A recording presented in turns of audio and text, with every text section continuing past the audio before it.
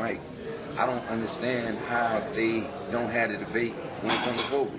Like I don't get it. I mean, what you forgot or something? What they forgot? That's what I'm saying. Talk to me, please. Talk to me. I really think they forgot. Like I really think they forgot. The Mamba, man, certified serial killer, man.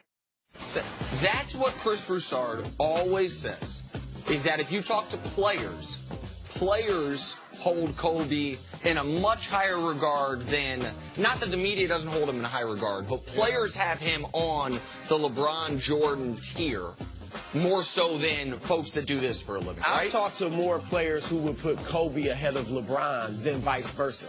Then Kobe ahead of than LeBron ahead of him. Okay. But they always say what Allen Iverson said. What about Kobe? Y'all just skipping over Kobe? When you met me, didn't I tell you the same thing, Nick? Yeah. Man, I've been a huge Kobe fan. Got Kobe's warm up with the Lakers with my name on it. Man, I've been a huge Kobe fan. The 5 rings, the scoring, the defense. But would you include him in the conversation? Kobe ahead of LeBron. I'm just going to say Kobe should have been part of the conversation. LeBron's numbers right now, you have to say, okay, is this regular season and the totality of the numbers, is that what's better than Kobe? Because for me, Kobe winning 5 championships, to me, supersedes where LeBron is right now. But when we talk about LeBron, you always say one of the 3 greatest players ever. Like Kobe's, we don't have to do a Kobe-LeBron debate right now. I think it is noteworthy that the players themselves have Kobe. Barkley talks about it all the time. Jimmy Jackson talked about it when he sat right here. Right. The players, and I think it's because having to guard Kobe was so, and you knew what he was, that you knew he was going to shoot, you knew what he was going to do, and you couldn't stop it to a degree. Iverson said it. They think Kobe is more of a killer. Yes. That's what it boils down to. Statistically, he can't come close to LeBron, not just because of longevity, because Kobe had longevity, but per game, points, rebounds, assists, efficiency, shooting percentage, all that.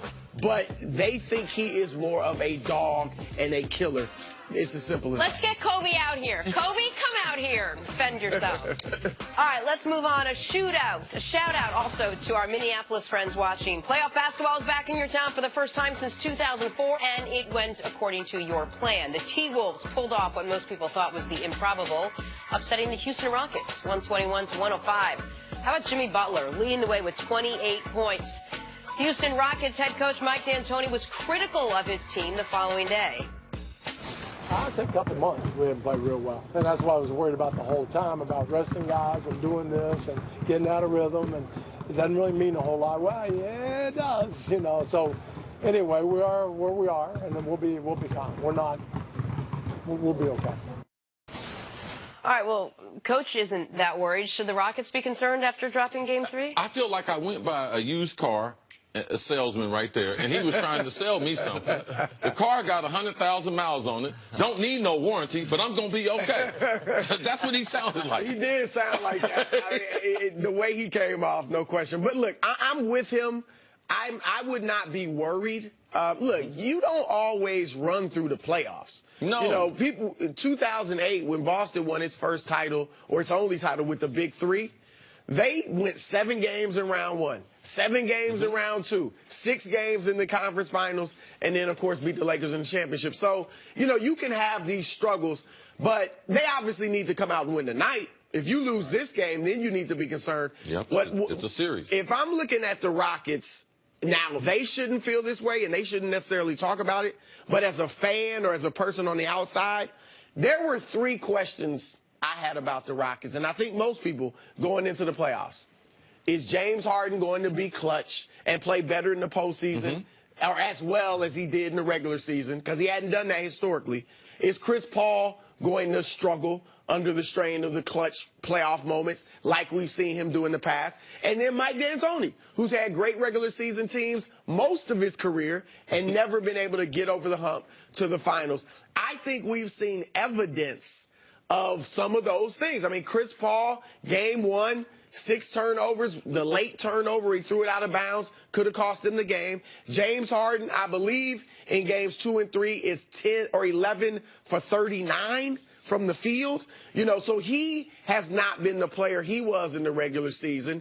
And then Eric Gordon, who I didn't include in that, you know, earlier spiel, he has not been himself. He's your third leading scorer. Yes. He was great in the regular season. He was one of the reasons why they were special. Yes. Well, and he has not been special in the playoffs. Listen, people should never underrate how hard it is for a team up 2-0 that has home court to go on the road in Game 3 and win that game. Because that is the biggest game for your opponent they will play all year long. That's the difference between keeping your season alive and being down 3-0 and the series being over. Those games are always the most difficult games in a series, and the Timberwolves played like it. To the concerns about Harden and Chris Paul, I think they're overstated only to this degree. I think Chris Paul's had one bad game in this series, Game 1. I think James Harden's had one bad game in this series, Game 2. That was the 2 for 18. I think, obviously... Game 3 was 9 for 21. Right, but that's horrible game, and that's not that far off his season average. He's, I think, 45% for the year, 9 for 20. Yeah, when you watch the game, he just wasn't clutch. Didn't look like himself during the regular season. Absolutely, and the Timberwolves were in control of that basketball game. And so,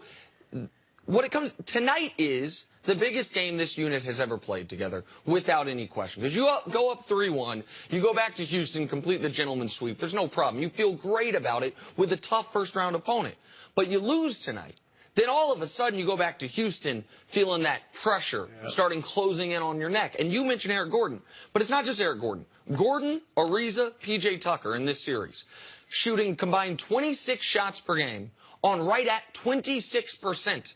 Combined. Think about that. Like, those are three guys they had relied on the entirety of the year. That's been a critical part of this as well. Yeah, it's interesting, too, because now with them trying to get Ryan Anderson back into the flow, how many minutes do they give him? You can tell that they miss Belamute, right? Is that right? Belamute, yep. All right, miss him. Yeah. Like, because he is such a utility player. Good offensive player, can guard on wing, can also switch out on big. So their rotation is a little bit off, but we shouldn't be alarmed. They haven't played a playoff game in Minnesota since 2004. To be able to win the first one with the enthusiasm in that arena, like, we shouldn't just jump into a panic because of that. Like, they could beat any team in the NBA up there. When you don't play that type of playoff game, you have that type of energy. So let's not overreact to game number 3. But this is not the Houston team that we saw win 65 games. Why?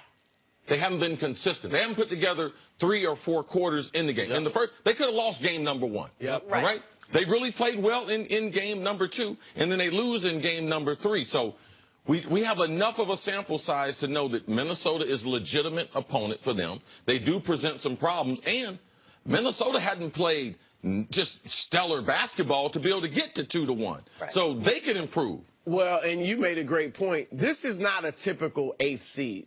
No. You know, I mean, they were, when Jimmy Butler was healthy, they were in the 4th spot. They're back. They could have got the third spot. And really, from 3 to 8, it was so close in the West anyway that, you know, this is a legitimately good team with some great players. So I think the Rockets are going to be fine. Here is the biggest level of concern that we haven't touched on.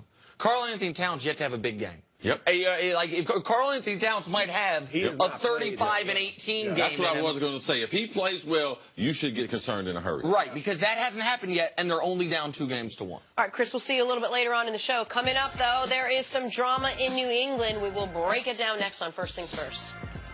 Patriots. Is Kobe coming in? Because my face was shocked. You went to Kobe.